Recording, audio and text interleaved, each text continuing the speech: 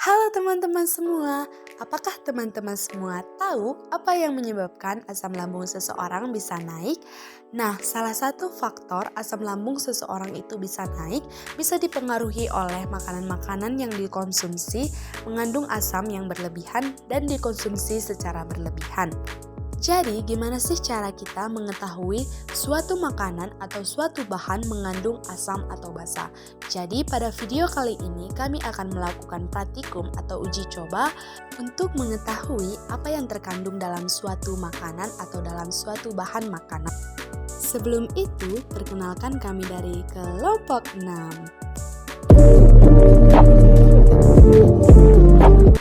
Nah teman-teman, jadi perlu kita ketahui bahwa asam itu adalah larutan yang mengandung pH lebih kecil dari 7, sedangkan basa mengandung pH lebih besar dari 7.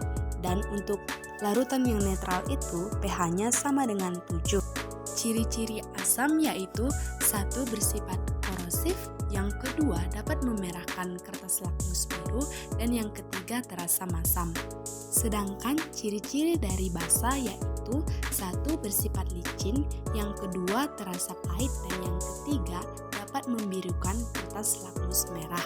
Jadi pada video kali ini kami akan menunjukkan bagaimana cara mengukur pH dari bahan-bahan yang ada di sekitar kita, apakah bahan-bahan itu mengandung asam atau basa.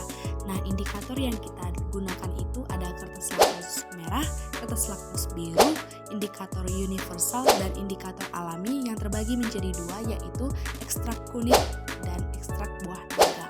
Di mana bahan-bahan yang kita gunakan itu yang pertama ada cuka, Sprite, deterjen, jeruk nipis, garam dapur, pemutih pakaian, obat tetes mata, pasta gigi, sabun mandi cair, NH4OH, CH3OOH, dan yang terakhir NaOH.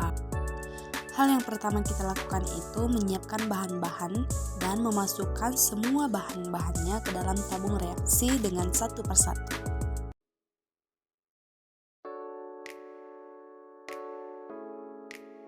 Untuk bahan yang mengandung zat kimia itu kita tuangkan dengan hati-hati dan pelan-pelan ya teman-teman. Nah, setelah semua bahan-bahan sudah selesai kita masukkan ke dalam tabung reaksi, kita akan melihat bagaimana perubahan warna dari kertas lakmus merah dan kertas lakmus biru ketika kita masukkan atau kita celupkan ke dalam larutan-larutan dari bahan-bahan tersebut. Nah, setiap perubahan warna dari kertas lakmus yang kita lihat harus kita tuliskan secara rinci.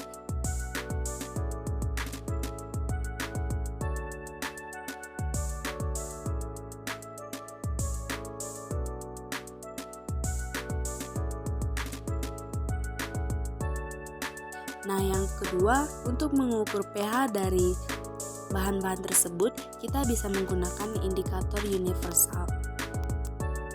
Nah, dan langkah yang terakhir, kita akan meneteskan ekstrak bahan alami ke semua tabung reaksi yang sudah kita isi dengan bahan-bahan tadi. Nah, ekstrak yang kita gunakan di sini yaitu yang pertama kunyit dan yang kedua adalah ekstrak buah naga. Nah, ketika larutan-larutan tersebut kita aduk akan menghasilkan perubahan warna.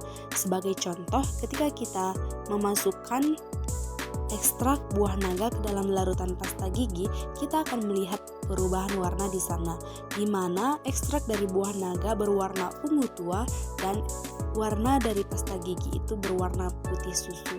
Nah, ketika kita aduk, warna yang dihasilkan bisa menjadi warna ungu taro ataupun ungu muda. Untuk lebih jelasnya, kita bisa melihat tabel di bawah ini, di mana ini merupakan pengklasifikasian bahan-bahan berdasarkan sifatnya, baik itu asam, basa, maupun netral. Untuk bahan yang pertama ada jeruk nipis yang memiliki pH 3, di mana lakmus merah tetap menjadi merah, sedangkan lakmus biru berubah menjadi merah. Dari data tersebut bisa kita ketahui bahwa tabel ini memuat larutan yang bersifat asam, di mana yang kedua itu cuka, pH-nya 4, Install juga 4, Sprite pH-nya 3, dan CH3COOH pH 3. Sedangkan tabel yang kedua ini berisi data tentang larutan yang bersifat basa, di mana yang pertama ada sabun cair, pH-nya 8, pemutih memiliki pH 9, NH4OH memiliki pH 9, NaOH memiliki pH 14, pasta gigi memiliki pH 8, dan deterjen juga memiliki pH 8. Dan pada tabel yang ketiga ini terdapat air garam yang memiliki pH 7, lakmus merah tetap merah dan lakmus biru tetap biru. Dapat kita simpulkan bahwa air garam yang kami teliti bersifat netral. Dan tabel yang terakhir ini berisi perubahan warna ketika kita teteskan ekstrak alami dari kunyit dan buah naga. Bisa kita lihat perubahan-perubahan warna yang terjadi pada larutan ketika kita campurkan dengan ekstrak alami. Setelah kita selesai melakukan pratikum, kita wajib membersihkan dan mencuci alat-alat yang kita gunakan ketika sedang melakukan pratikum. Hanya itu yang bisa kami jelaskan. Sekian dan terima kasih.